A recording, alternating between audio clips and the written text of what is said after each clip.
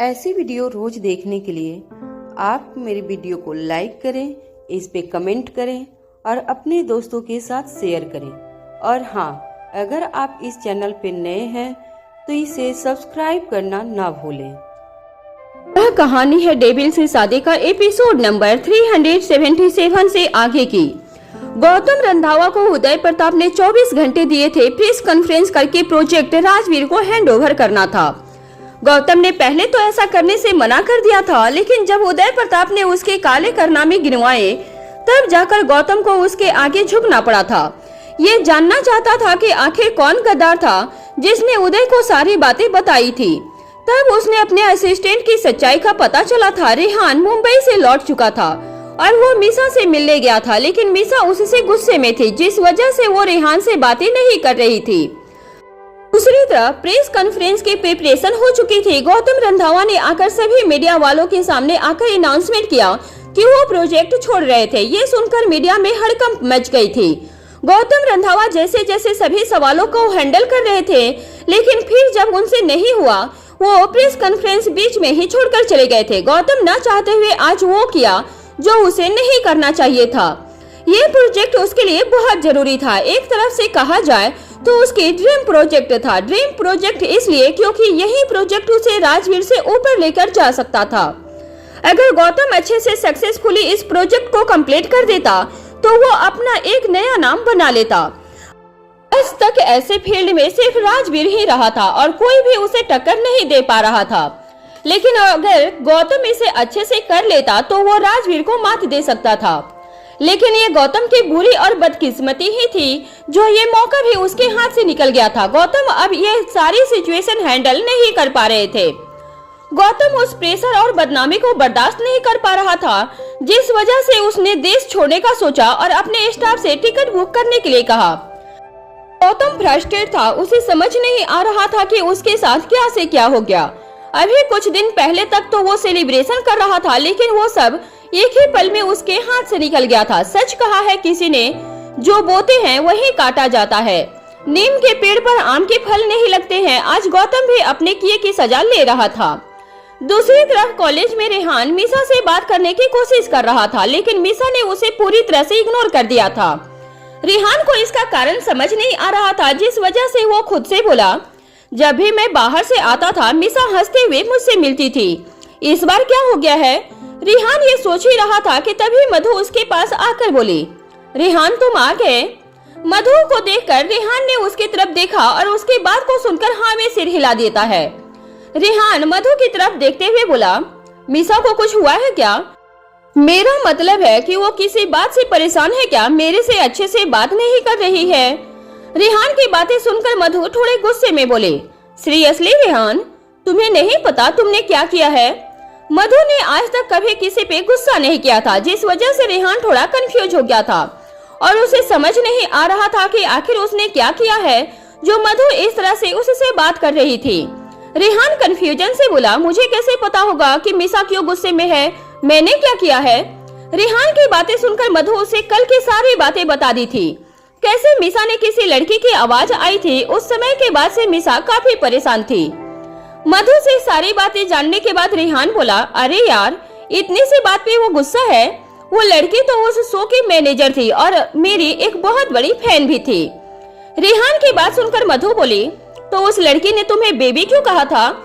मधु की बात पे रेहान बोला, अरे वो ऐसे ही मुझे बोल रही थी, मैंने उसे मना भी किया था और वो मान भी गई थी, लेकिन उस समय ध्यान नहीं रहा होगा।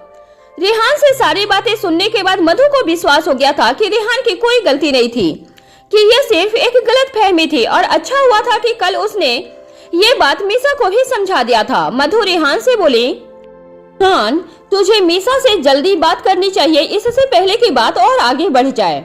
रेहान ने कहा, हाँ तुम सही कह रही हो। रेहान मधु से बात करने के बाद मीसा को ढूंढने गया।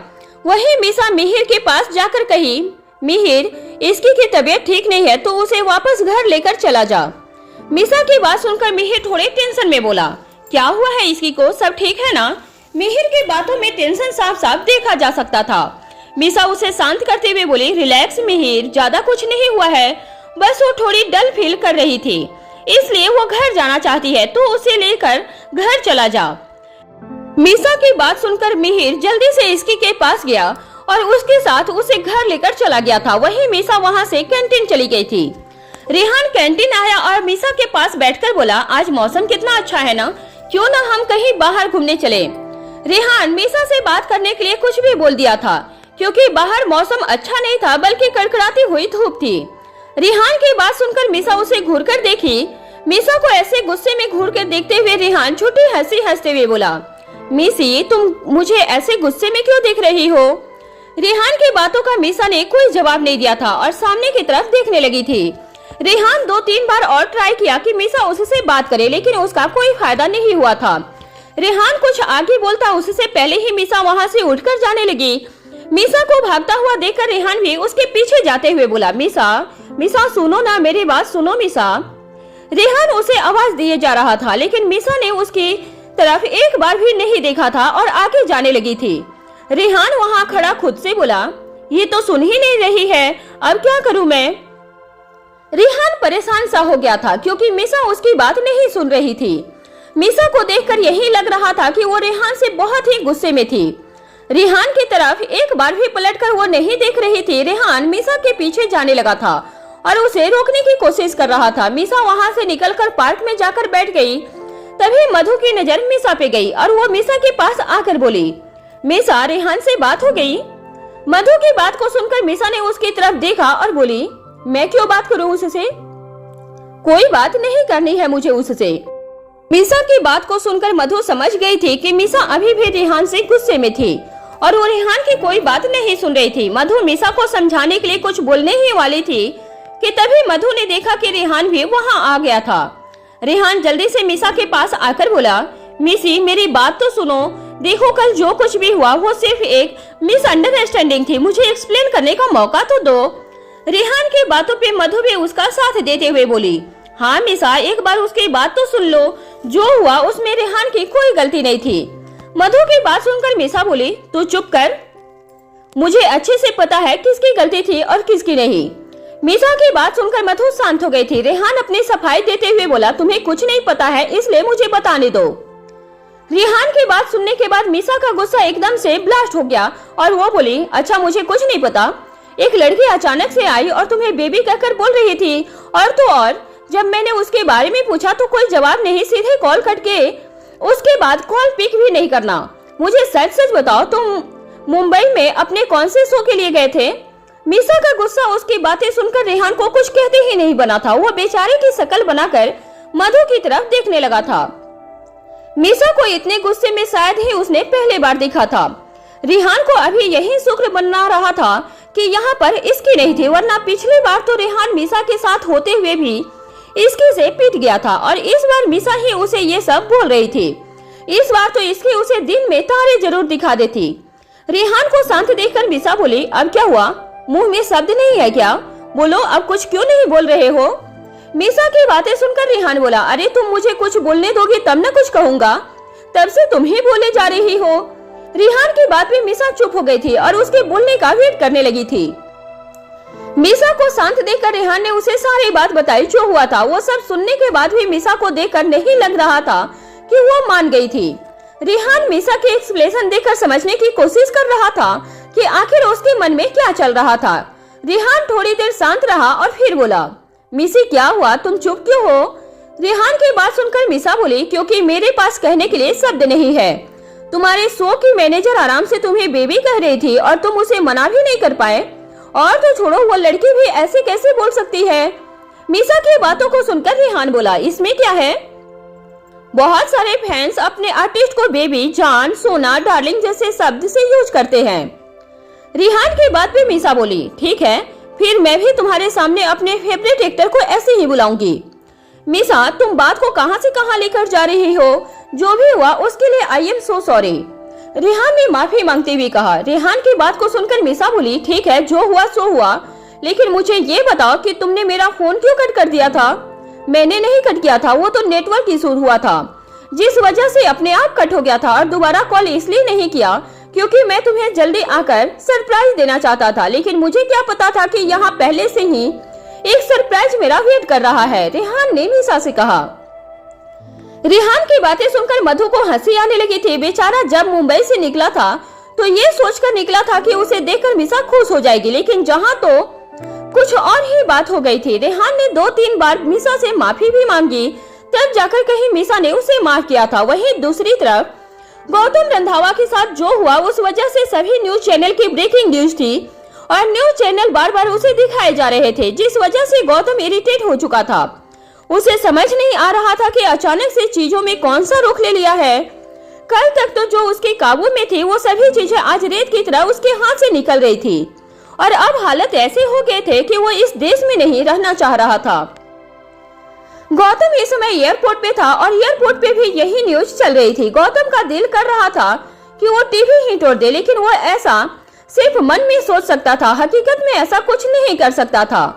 गौतम अपने मन में बोला, मेरे साथ जो हुआ वो अच्छा नहीं हुआ, लेकिन मेरी हार नहीं है। मैं ऐसे शांत नहीं बैठने वाला हूँ। अभी बस कुछ दिन के लिए यहाँ से जा रहा हूँ। इसका मतलब ये नहीं कि मैं हार गया हूँ। मेरा इंतजार करना, बहुत जल्दी मैं आऊंगा और सूप समेत अपना बदला लूंगा। सिंघानिया के साथ साथ इस बार उदय प्रताप तुम भी नहीं बचोगे। गौतम ने मन ही मन सोच लिया था कि वो दोबारा आएगा और अपना बदला पूरा करेगा।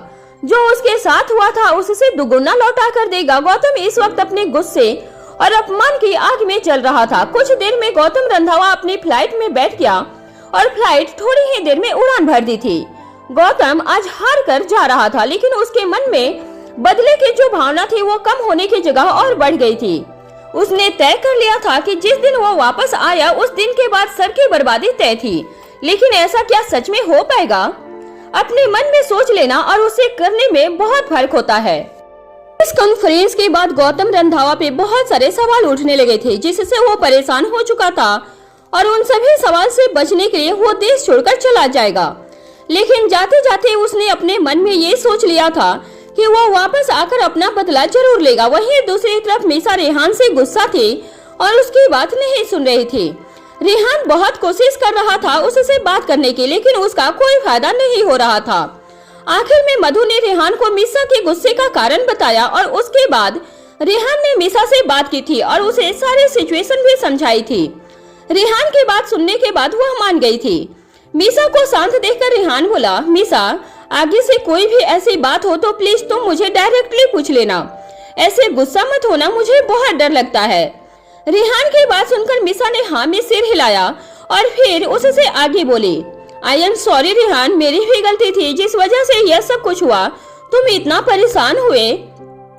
मिसा और रेहान की बातें सुनकर मधु जो वहाँ खड़ी थी वो बोली, अरे यार तुम दोनों जरा मेरे पे रहम करो, तुम दोनों का प्यार देखकर मुझे बहुत जलन हो रही है। मधु की बात सुनकर मिसा ने उसकी तरफ देखा और बोली, तो तू किसका वेट कर रही है? मैं कब से कह रही हूँ कि तू कोई बॉयफ्रेंड बना ले, लेकिन मेरी बात तो तुझे सुनना ही नहीं है। मिसा की बात सुनकर मधु बोली, तेरी सुई बार बार यहीं आकर क्यों रुक जाती है? मुझे नहीं बनाना कोई बॉयफ्रेंड, मैं जा रही हूँ, तुम दोनों अपना प्यार जारी रखो। मधु ये बोलकर वहाँ से चली गई थी। उसे जाता हुआ देखकर मिसा बोली, इससे भी जब भी इस टॉपिक पे बात करो तो वो वहाँ से चली जाती है। मिसा की बात पे रेहान बोला, शायद उसे अभी तक उसका मिस्टर परफेक्ट नहीं मिला, इसलिए वो ऐसे इस टॉपिक को अवॉइड करती है। तुम छोड़ो उसे और मुझसे बात करो। रेहान की बात सुनकर मिसा ने उसकी तरफ देखा और कहा, आज तो मौसम बहुत अच्छा हो रहा है, तो क्यों न हम बाहर चले। मिसा ने जानकर मौसम की बात कही थी, जिसे सुनकर रेहान हंसने लगा था। उस समय तो रेहान ने ये बात सिर्फ उससे बात करने के लिए कहा था और मिसा अब उसे इसी बात पे छेड़े जा रही थी, जिस वजह से रेहान को हंसी आ गई थी और वो बोला, वो तो मैंने ऐसे ही बोल दिया था, इतनी धूप में हम कहाँ जाएंगे। रेहान की बात पे मिसा हंसते हुए बोली, तो क्लास चलते हैं ना। दोनों उसके बाद अपने अपने क्लास अटेंड करने के लिए चले गए थे। वहीं दूसरी तरफ राजवीर के ऑफिस में आज ऑफिस में ही हलचल मची हुई थी और इसका कारण सिर्फ एक था, वो प्रोजेक्ट जो कंपनी के हाथ से चला गया था। अचानक से कंपनी को वो प्रोजेक्ट वापस मिल गया था और वो भी इस तरह से कि ये चौंका देने वाला था। राजवीर अपने केबिन में बैठा हुआ था, उसके सामने समर खड़ा था। राजवीर समर की तरफ देखते हुए बोला, गौतम रंधावा का कुछ पता चला? राजवीर की बात को सुनकर समर बोला, सर गौतम रंधावा ये देश छोड़कर जा चुका है, आखिर बार उसे एयरपोर्ट पे देखा गया है। समर की बात सुनकर राजवीर ने आगे कुछ नहीं कहा था। जो कुछ भी हुआ ये उसके लिए ही सरप्राइजिंग था। उदय का ये एक्शन सच में किसी ने सोचा नहीं था। राजवीर बहुत इम्प्रेस था उदय से। उदय ने इस बार राजवीर से कहा था कि जो हो रहा है बस उसे देखते जाओ, सब अच्छा ही होगा। और इस बार उदय ने कुछ ऐसा किया जिससे दुश्मन सिर्फ बर्बाद ही नहीं हुआ बल्कि कुछ टाइम के लिए उसकी जिंदगी से भी चला गया था। राजवीर को खुशी थी कि आखिर ये प्रोजेक्ट उसे मिल ही गया था, क्योंकि राजवीर ने इस प्रोजेक्ट के लिए बहुत मेहनत की थी और आखिर में उसे उसकी मेहनत का फल भी मिल गया था। राजवीर अभी अपने टेबल पे रखे हुए फाइल्स को देख रहा था जिसमें प्रोजेक्ट से रिलेटेड सारी इंफॉर्मेशन थी। राजवीर ध्यान से सभी इंफॉर्मेशन को पढ़ रहा था। गौतम ने सच में अपना जी जान लगा दिया था इस प्रोजेक्ट में और ये फाइल को पढ़कर ही समझ आ रहा था। राजवीर अपना काम ही कर रहा था कि तभी उसका फोन रिंग हुआ। राजवीर ने देखा उसे उदय कॉल कर रहे थे। ये देखकर राजवीर ने जल्दी से कॉल रिसीव किया और बोला, हेलो। राजवीर की आवाज सुनकर उदय बोले, कैसा लगा मेरा तोहफा? उदय की बात सुनकर राजवीर बोला, थोड़ा सरप्राइजिंग था, सोचा नहीं था कि ऐसा कुछ होगा और वो भी इस स्टेज पर आकर। राजवीर की बात सुनकर उदय बोले, मैंने तुम्हें पहले ही कहा था कि बस थोड़ा सा इंतजार करो, मछली खुद जाल में आकर फंसेगी। और हुआ कुछ ऐसा ही। उदय प्रताप तो राजवीर को पहले ही समझ नहीं आए थे और आज भी वही हो रहा था। जब भी राजवीर को लगता था कि वो उदय के बारे में बहुत कुछ जान चुका है, तब उदय का एक नया रूप उनके सामने आ जाता था।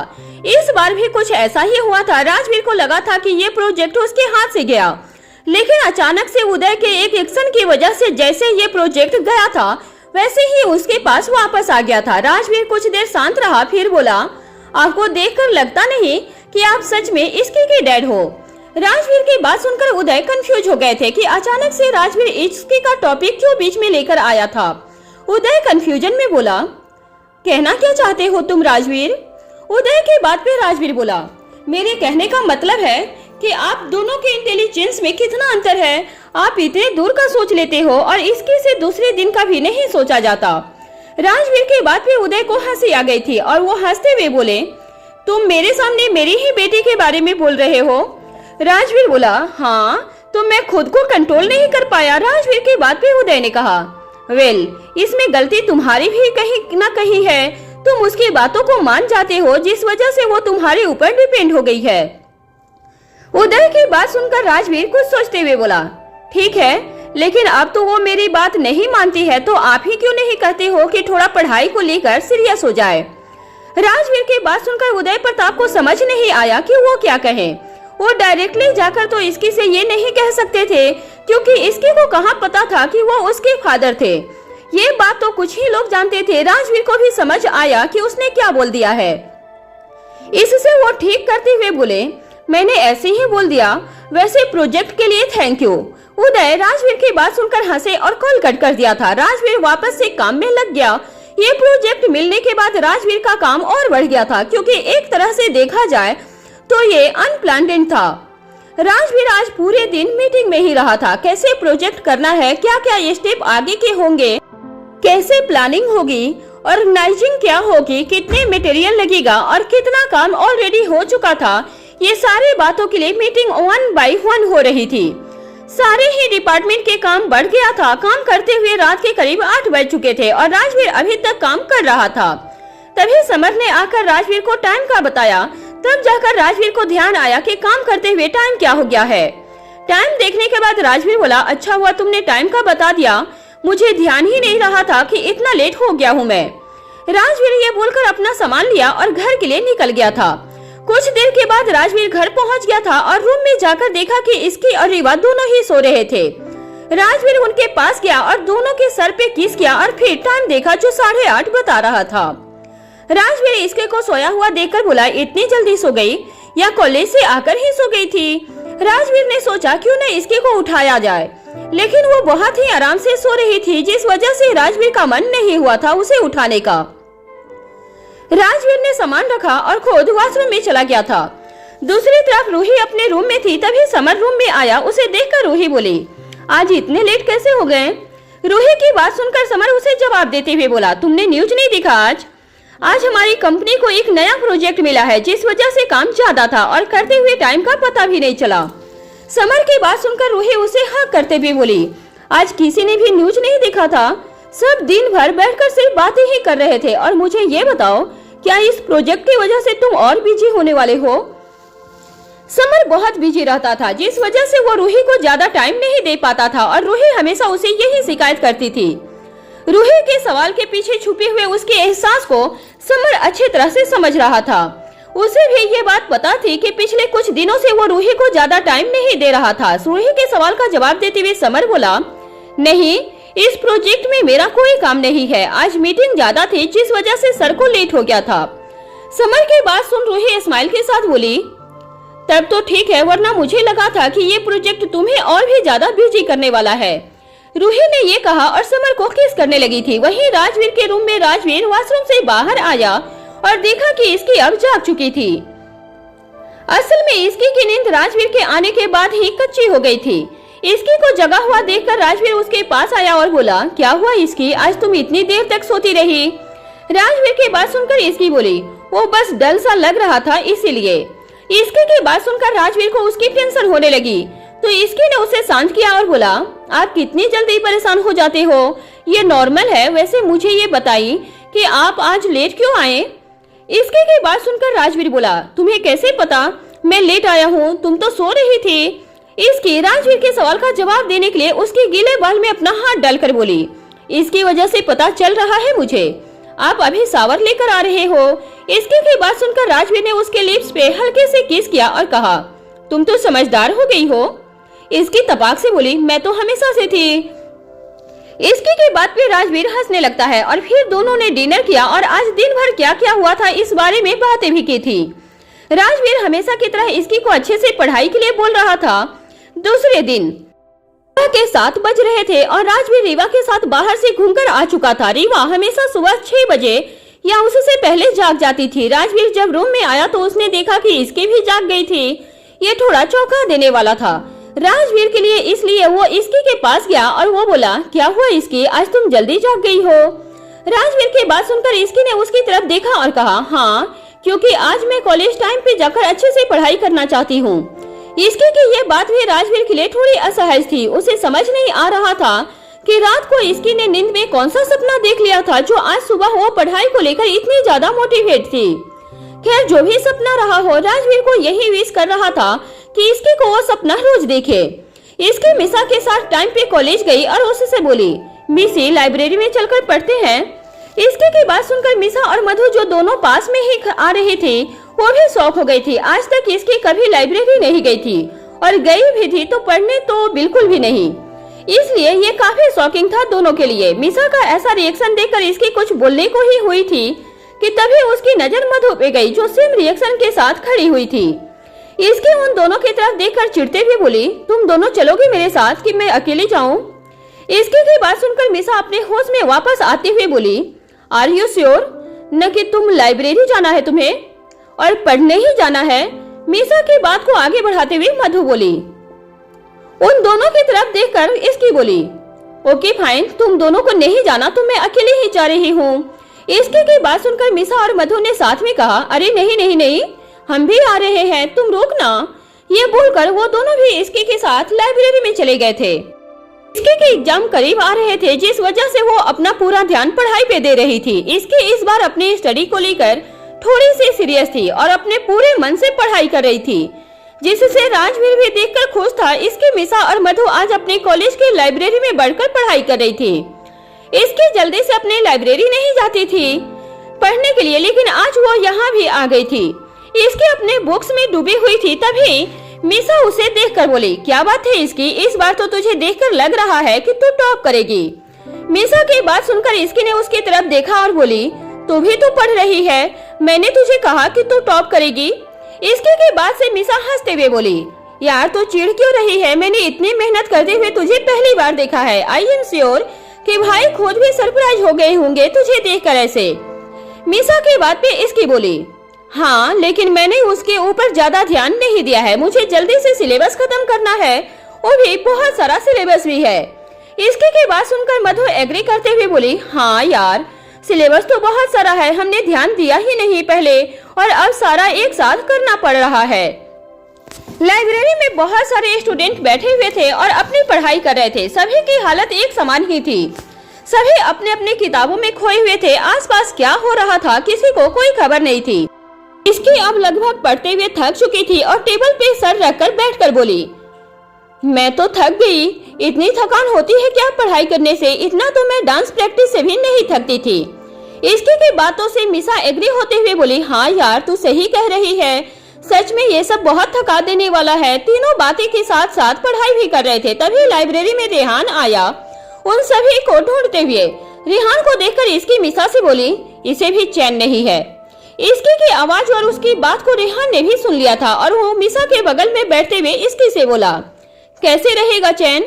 मुंबई से आते ही मेरे ऊपर इंटरनेशनल का बम जो फूटा है, तो सभी से सबसे बुरी हालत तो मेरी है। सो की वजह से कुछ पढ़ा ही नहीं था। रेहान की सारी बातें सुनकर मिसा बोली, अब इसमें कोई क्या कर सकता है? वैसे इंटरनेशनल में फेल हुए तो ज्यादा फर्क नहीं पड़ेगा, बस इंटरनेशनल मार्क्स कम हो जाएंगे।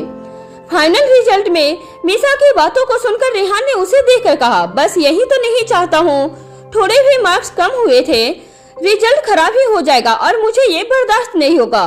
रेहान की बातों को सुनकर इसके उसे घूर कर देखती हुई बोली, अच्छा जी, अगर इतनी ही परवाह है पढ़ाई की तो हमसे बातें करने में अपना टाइम क्यों वेस्ट कर रहा है?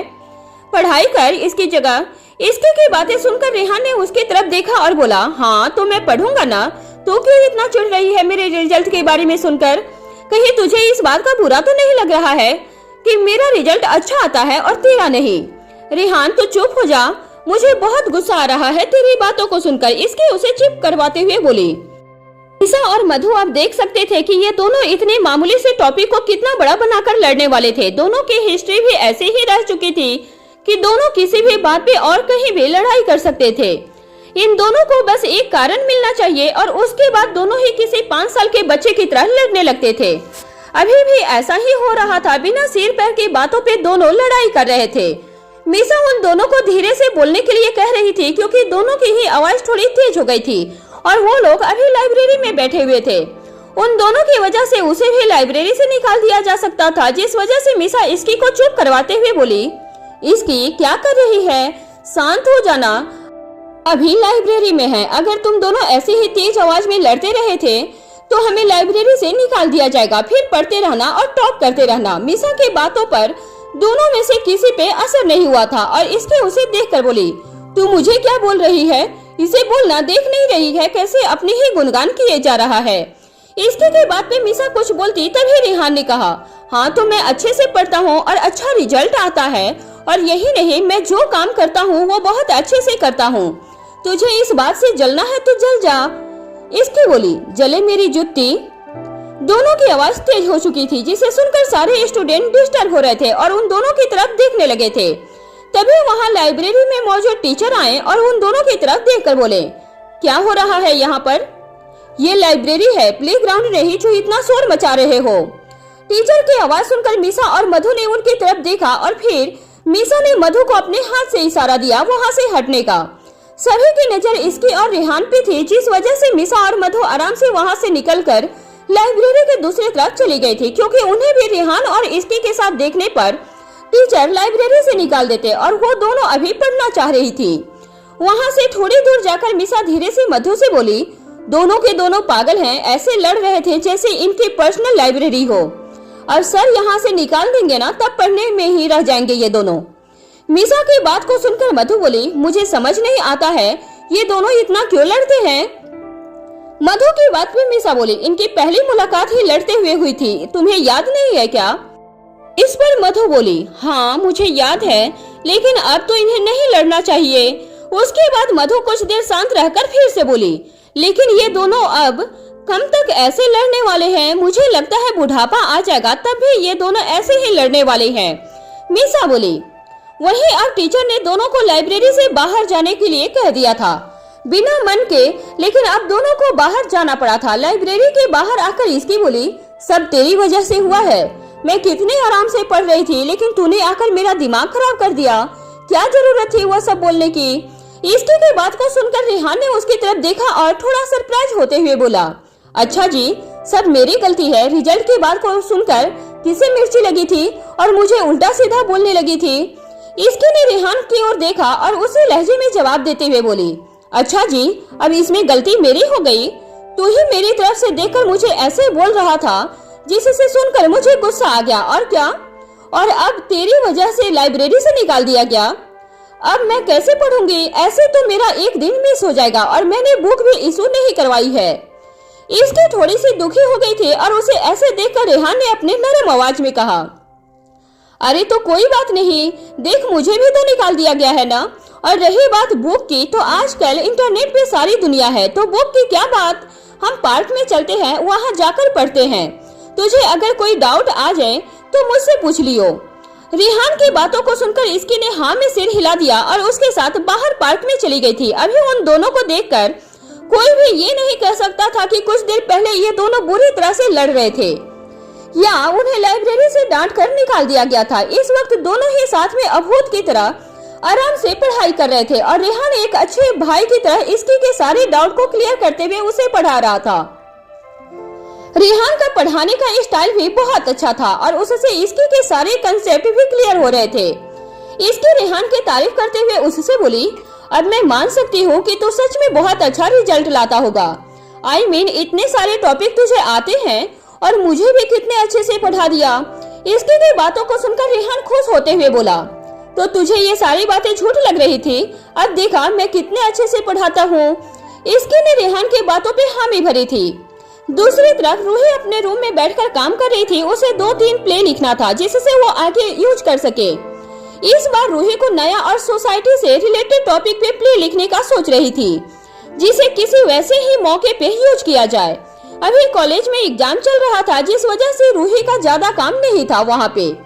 रूही को कॉलेज में रहना और स्टूडेंट के बीच रहना अच्छा लगता था, इससे वो अकेली फील नहीं करती थी, जिससे उसने सेम कॉलेज में ही असिस्टेंट प्रोफेसर के पोस्ट के लिए अप्लाई कर रहा हुआ था। रूही ने 1 साल अपने ही अपना नेट भी क्लियर कर लिया था, जिससे उसे ये जॉब तो आराम से मिल जाती। उसे कभी भी कंपनी ज्वाइन करने का नहीं सोचा था। उसे हमेशा से यही टीचिंग पसंद था और स्टूडेंट से घिरे रहना अच्छा लगता था, जिस वजह से कॉलेज खत्म होने के कुछ टाइम के बाद उसने ड्रामा क्लब ज्वाइन किया था। रूही अपना काम कर रही थी, तभी वहाँ पे दादी आई और रूही को देखकर बोली, रूही क्या कर रही हो? दादी की आवाज सुनकर रूही ने उनकी तरफ देखा और कहा, प्ले लिख रही थी दादी, एग्जाम खत्म होने के बाद इंटर कॉलेज कंपटीशन होगा, उसके लिए मैंने सोचा कि अभी से लिख रही हूँ। रूही की बात सुनकर दादी बोली, अच्छा तुमने खाना खाया क्या? दादी की बात सुनकर रूही ने हाँ में सिर हिला दिया और फिर थोड़ी देर बाद बात करने के बाद दादी वहाँ से चली गई थी और रूही अपने प्ले को एक बार पढ़ने लगी थी। रूही का बहुत मन कर रहा था कहीं घूमने जाने के लिए, लेकिन समय को अभी ऑफिस में बहुत काम था और बाकी सबके एग्जाम के वजह से किसी के पास टाइम नहीं था। रूही यही सब सोचकर खुद से बोली, इतना बोर तो मैं पहले कभी नहीं हुई जितना अब हो रही हूँ, अब मैं क्या करूँ? रूही ने कुछ देर सोचा और फिर अपने एक दोस्त को कॉल करके उसके साथ बाहर घूमने चली गई। वहीं कॉलेज में रेहान के साथ इसके करीब 2 घंटे से ज्यादा पढ़ ही रही थी और उससे टाइम का पता भी नहीं चला। दोनों अपने अपने क्वेश्चन कर रहे थे, तभी वहाँ पे मिसा और मधु आई और दोनों को एक साथ इतने ध्यान और शांति से पढ़ता हुआ देखकर दोनों ही शौक हो गए थे। अभी कुछ घंटे पहले जिन्होंने पूरी लाइब्रेरी को सिर पे उठाया था, वो इतने आराम और शांति के साथ पढ़ रहे थे, ये किसी अजूबे से कम नहीं था। मधु मिसा की तरफ देखते हुए बोली, ये क्या देख रही हूँ मैं, कहीं मेरी आंखों को धोखा तो नहीं हो रहा है ना? मधु की बातें सुनकर मिसा बोली, जो तेरी आंखें देख रही है वही मेरी आंखें भी देख रही है और ये सब बिल्कुल सच है। मिसा ने अपनी बात खत्म करके मधु की तरफ देखा और फिर रेहान और इसकी की तरफ देखकर उसके पास जाने लगी। वहां जाकर मिसा बोली, क्या चल रहा है? मिसा की आवाज सुनकर दोनों का ध्यान अपनी पढ़ाई से हटा और वो मिसा को देखने लगे थे। फिर इसकी ने उसकी बातों का जवाब देते हुए कहा, पढ़ाई कर रहे हैं, दिखाई नहीं दे रहा है तुझे? इसकी की बात पे अब मधु बोली, हमें तो दिख रहा है, लेकिन तुम दोनों साथ में और इतनी शांति से कैसे पढ़ रहे हो? अभी अंदर तो तुम दोनों ने तांडव मचा दिया था कि हमें डर था तुम्हारे साथ साथ हमें भी टीचर कहीं लाइब्रेरी से निकाल न दे। मधु की बात का जवाब रेहान ने दिया और बोला, हम ऐसे ही लड़ते रहते हैं, इन बातों को छोड़ो और मुझे ये बताओ कि तुम दोनों ने पढ़ लिया क्या? हाँ, और अब हम घर जाने के लिए आए हैं, टाइम हो गया है, मिसा बोली। मिसा की बात सुनकर दोनों ने टाइम देखा तो सच में कॉलेज बंद होने का टाइम हो गया था। ये सब देखकर इसकी बोली, आज तो टाइम का पता ही नहीं चला, ये जगह कितनी अच्छी है पढ़ने के लिए। रेहान बोला, हाँ यार ये जगह तो बहुत अच्छी है, तो कल से हम दोनों यहीं पे पढ़ाई करेंगे। उसके बाद सभी घर के लिए निकल गए। मिसा इसकी के साथ कार में थी और उससे बोली, इसकी आज बिना लड़े तुम दोनों साथ कैसे रहे?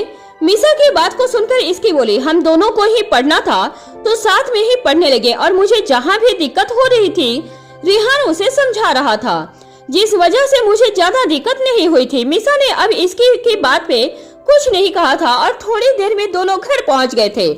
घर आने के बाद दोनों अंदर गए और देखा कि लिविंग हॉल में रूही रीवा के साथ बैठी हुई थी। रूही के कपड़े देखकर लग रहे थे कि वो कहीं बाहर गई हुई थी। ये देखकर मिसा वहां आकर बोली, कहीं बाहर से आ रही हो क्या दी? मिसा की आवाज सुनकर रूही ने उसकी तरफ देखा और बोली, हाँ मैं अपनी कॉलेज फ्रेंड के साथ मूवी देखने गई थी। रूही की बात सुनकर मिसा ने उसे छेड़ते हुए कहा, क्या बात है, आज बहुत दिनों के बाद कॉलेज फ्रेंड को याद किया गया है? मुझे लगता है इस बारे में समर जीजू को बताना होगा। मिसा की बातों में रूही शरारत साफ साफ महसूस कर सकती थी। रूही ने उसकी तरफ घुरकर देखा और बोली, सटअप, मैं अपने फ्रेंड प्रीति के साथ गई थी और तू अपने दिमाग के घोड़े को काबू में रखा कर।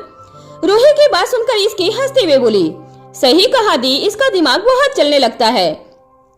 इसकी ये बोलकर रूही के पास आई और रीवा को देखा जो अभी जाकर खेल रही थी।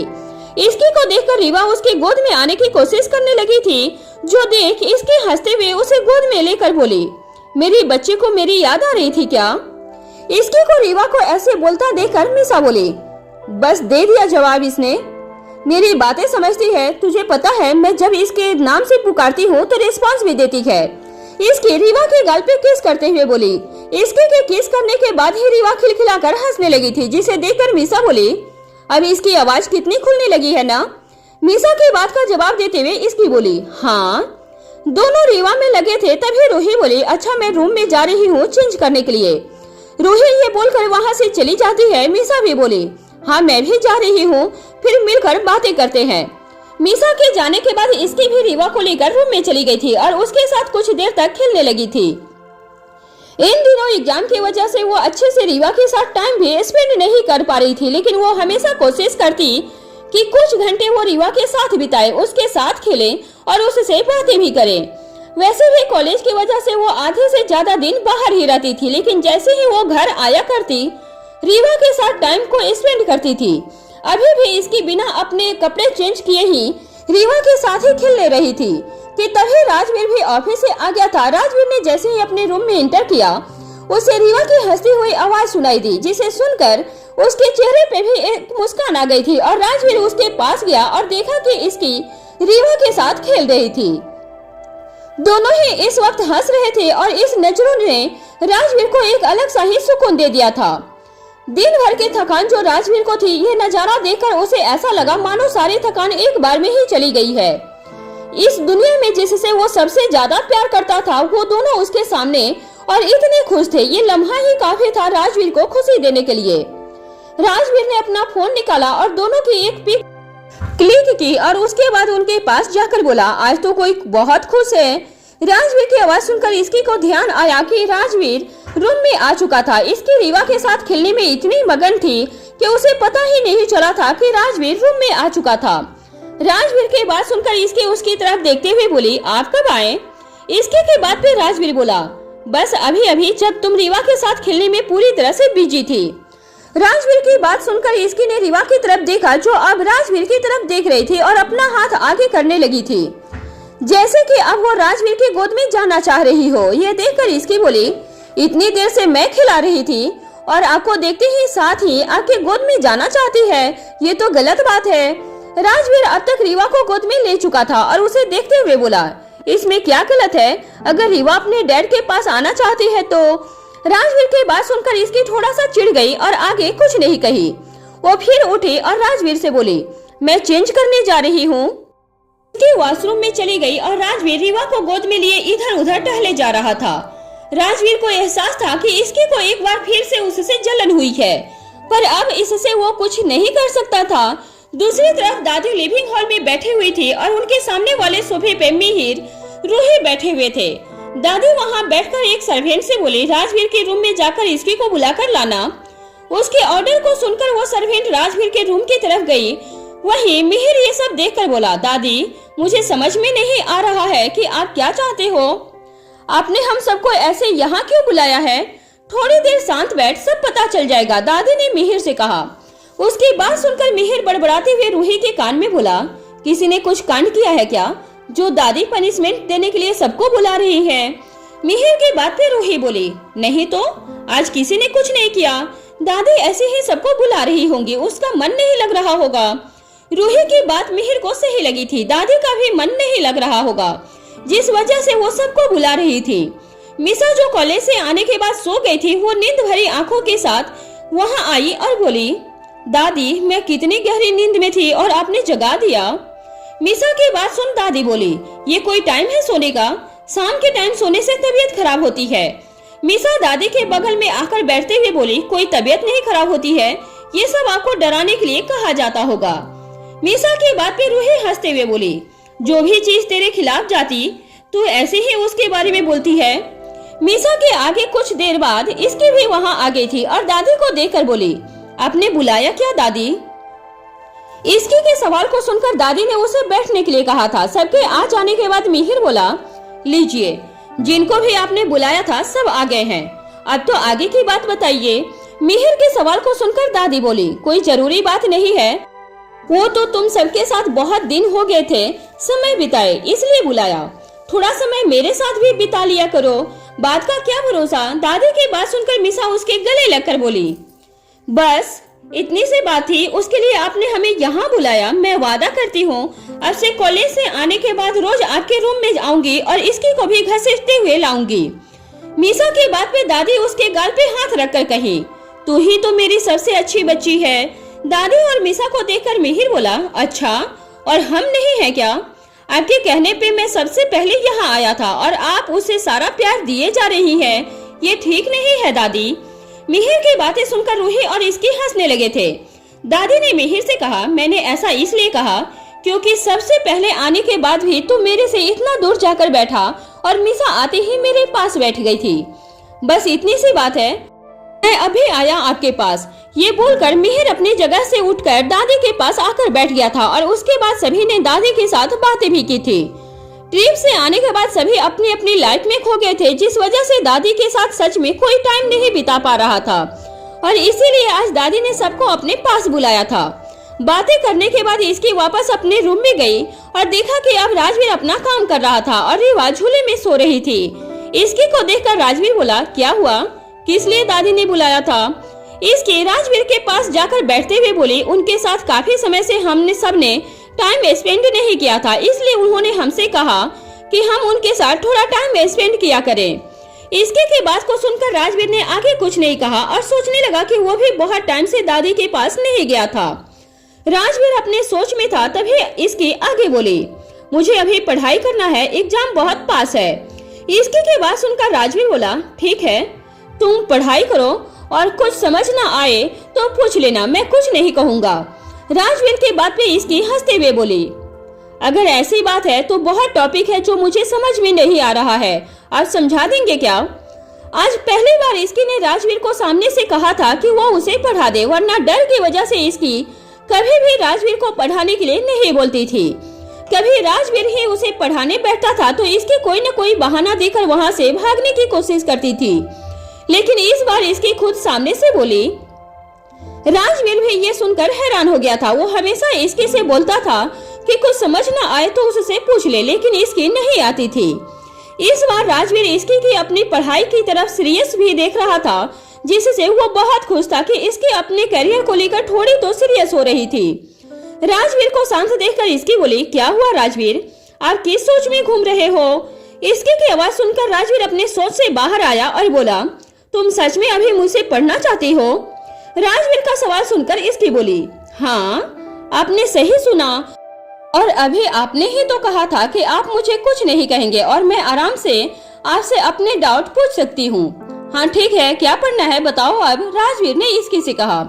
राजवीर की बात को सुनकर इसकी अपने बुक्स और नोटबुक लेकर आई और लाइन से अपने डाउट राजवीर को दिखाने लगी थी। राजवीर साफ देख सकता था कि वो थोड़े डाउट नहीं बल्कि बहुत ज्यादा थे, और उसे डाउट नहीं कहा जा सकता था क्योंकि इसकी को वो टॉपिक बिल्कुल भी नहीं आते थे। ये सब देखकर राजवीर ने एक गहरी सांस ली और इसकी की तरफ देखकर बोला, जब क्लास में टीचर ये सारे टॉपिक्स पढ़ा रही थी तब तुम कहाँ थी? राजवीर की बात सुनकर इसकी ने मासूम से शकल बनाकर कहा, आपने बोला था कि आप मुझे कुछ नहीं कहोगे। इसकी की बात सुनकर राजवीर ने आगे कुछ नहीं कहा। वो जानता था अगर वो आगे इसकी से कुछ भी बोलेगा तो वो पढ़ने की जगह वहाँ से भाग जाएगी और फिर कभी भी उसके पास पढ़ाई को लेकर नहीं आएगी, जिस वजह से राजवीर ने आगे उससे कुछ नहीं कहा और आराम से एक एक पॉइंट उसे समझाने लगा था। काफी देर तक राजवीर ने इसकी को अच्छे से पढ़ाया और फिर उससे बोला, समझ में आ गया सारा?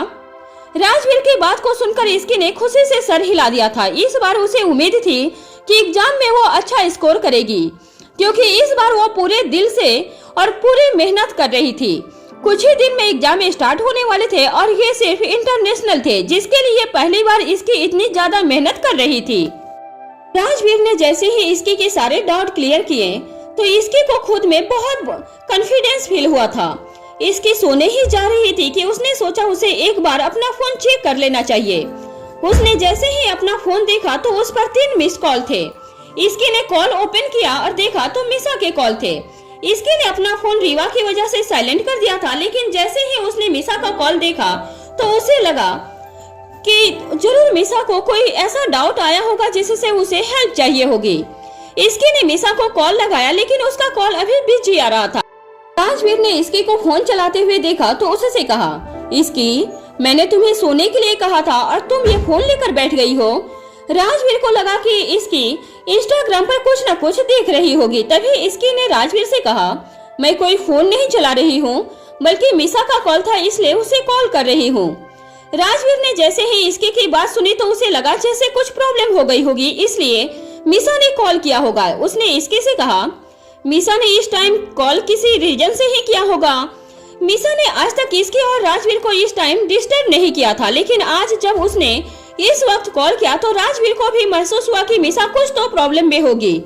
उसने इसकी से कहा, तो तुम कॉल कर लो ना मिसा को। इसकी का पेशेंस अब खत्म हो रहा था। उसने कहा, हाँ राजवीर वही कर रही हूँ लेकिन उसका कॉल बिजी आ रहा है। इसकी ने आगे धीरे से कहा था, दोनों भाई बहन बस बोलते हैं तो बोलते ही रहते हैं। राजवीर को इसकी की बात क्लियरली सुनाई नहीं दी थी और उसने कहा, क्या कहा तुमने इसकी? मैं सुन नहीं पाया ध्यान से। इसकी को लगा कि उसने जोश जोश में कुछ ज्यादा ही कह दिया था, लेकिन अब उसने बात को पलटते हुए कहा, मैंने तो कहा कि अगर आप मेरी लाइफ में नहीं होते तो मुझे भी पता नहीं क्या होता। इसकी कभी कभी टाइपिकल वाइफ के जैसे ताने मारती थी तो राजवीर को उस पर गुस्सा भी आता था और प्यार भी आता था। तभी राजवीर ने कहा, तुम तो ऐसे लगी हुई हो जैसे कि वो दूसरे घर में रहती है, जाकर उससे बात कर लो और पूछ लो। इसकी बार बार कॉल लगा रही थी लेकिन कॉल बिजी आ रहा था। इसकी ने राजवीर से कहा, ये आइडिया मुझे क्यों नहीं आया? राजवीर ने कहा, अब हर किसी के पास राजवीर सिंघानिया जैसा दिमाग तो होना जरूरी नहीं है ना। इसकी ने राजवीर की तरफ देखा और कहा, मैं मिसा के रूम में जा रही हूँ तो मिस्टर इंटेलिजेंट आप ना रीवा का ध्यान रखना। राजवीर ने कहा, finally me and my daughter. इसकी ने जैसे ही राजवीर की बात सुनी तो कहा, मैं आ रही हूँ थोड़ी देर में, इतना खुश होने की जरूरत नहीं है। राजवीर इसी बात पर हंसने लगता है।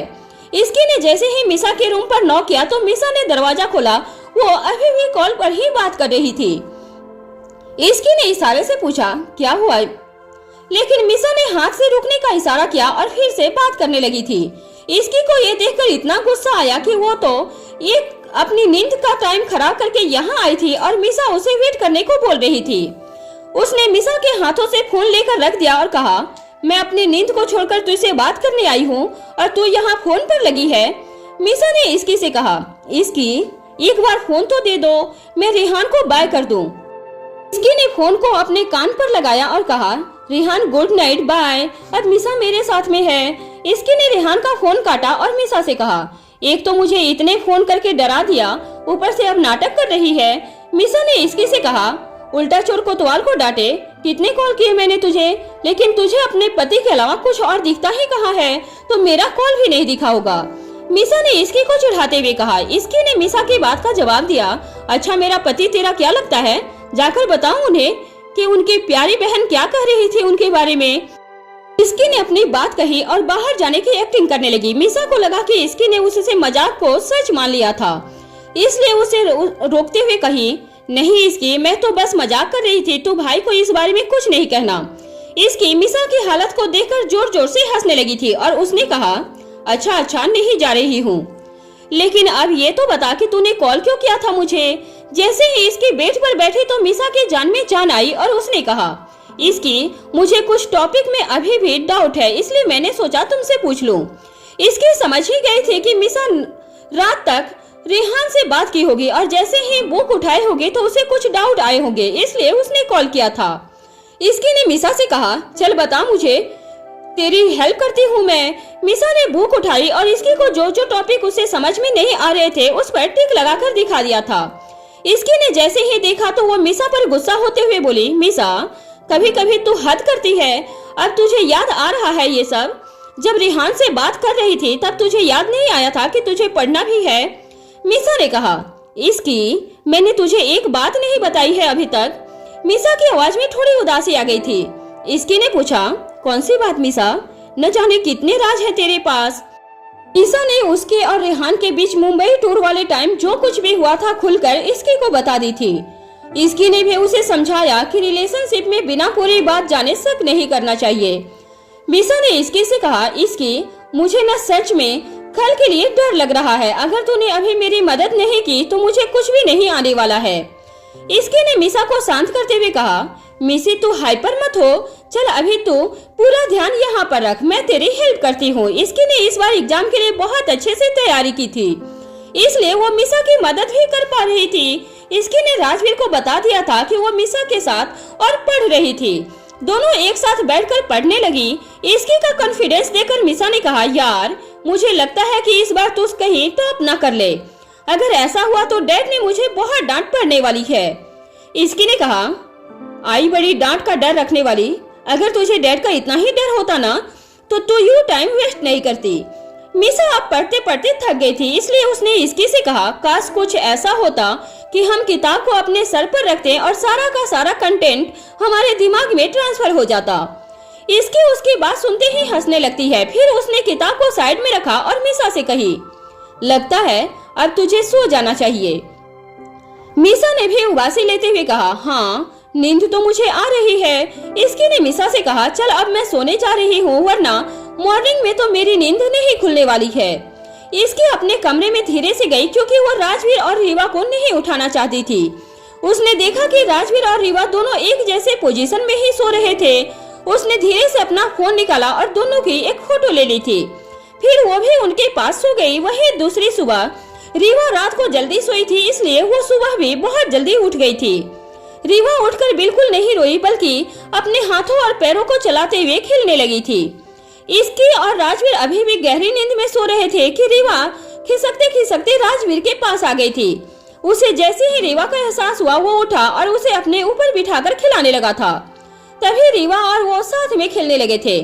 उन दोनों की आवाज से इसकी की नींद डिस्टर्ब हुई और उसने राजवीर से कहा, सोने दो ना मुझे तुम दोनों। इसकी रात को भी काफी लेट से सोई थी, इसलिए राजवीर उठा और रीवा को अपने साथ वॉक करने के लिए गार्डन में ले गया। अभी रीवा बहुत एक्टिव थी और वो दूध के लिए भी नहीं रोई थी। जैसे जैसे वो बड़ी हो रही थी उसे बाहर घूमने में बहुत मजा आ रहा था। वहीं इसकी अभी भी सो ही रही थी। वहीं दूसरी तरफ कोमल जी उठकर किचन में ब्रेकफास्ट की तैयारियां कर रही थी। उन्हें कल रात में ही इसकी के फरमाइश करके कह दिया था कि उसे सैंडविच खाना है। कोमल जी इसकी की हर एक फरमाइश पूरी करती थी। तभी रूही भी किचन में आई और उसने कोमल जी से कहा, मॉम आप क्या बना रहे हो? कोमल जी ने कहा, इसकी ने कल सैंडविच बनाने के लिए कहा था तो उसी की तैयारी कर रही हूँ। रूही आज बहुत डल लग रही थी। यही देखकर कोमल जी ने पूछा, क्या हुआ रूही, आज बहुत डल लग रही हो, तबीयत ठीक है ना तुम्हारी? रूही ने कहा, पता नहीं मॉम, आजकल बहुत थकान होने लगी है। रूही ने दोबारा से कॉलेज जाना भी शुरू कर दिया था, इसलिए कोमल जी को लगा कि इसी वजह से रूही अब थकान महसूस करने लगी होगी। कोमल जी ने कहा, मैं अच्छी सी अदरक की चाय बनाती हूँ, तुम्हें अच्छा लगेगा। ये सुनते ही रूही ने स्माइल कर दी थी। रूही ने मोबाइल में टाइम देखा और कहा, आज तो मिसा और इसकी का एग्जाम है ना मॉम, वो दोनों तो अभी तक उठी भी नहीं है। कोमल जी ने कहा, अभी आ जाएंगी दोनों, वैसे भी कल रात भर पढ़ ही रही थी। ने हंसते हुए कहा, हाँ मॉम, पहले से नहीं पढ़ेंगी तो आखिर में तो पढ़ना ही होगा ना। ये कहकर वो हंसने लगती है। वहीं इसकी के कमरे में इसकी ने आज पहली बार अलार्म लगाया था, लेकिन वो बार बार उसे ऑफ ही कर रही थी। थोड़ी देर के बाद उसे लगा कि अब नहीं उठी तो एग्जाम ही मिस हो जाएगा। इसकी फटाफट उठी और रेडी हो गई थी। उसने खिड़की से देखा कि राजवीर और रिवा दोनों अभी तक गार्डन में ही घूम रहे थे। इसकी और मिसा ने जल्दी से नीचे आकर नाश्ता किया और कॉलेज के लिए निकल गए थे। वो दोनों अपने घर से निकलकर थोड़ा आगे पहुंचे ही थे कि एक जगह पर बहुत भीड़ लगी हुई थी। इसकी ने मिसा से पूछा, मिसा, मुझे लग रहा है कि वहाँ कुछ गड़बड़ हुई है।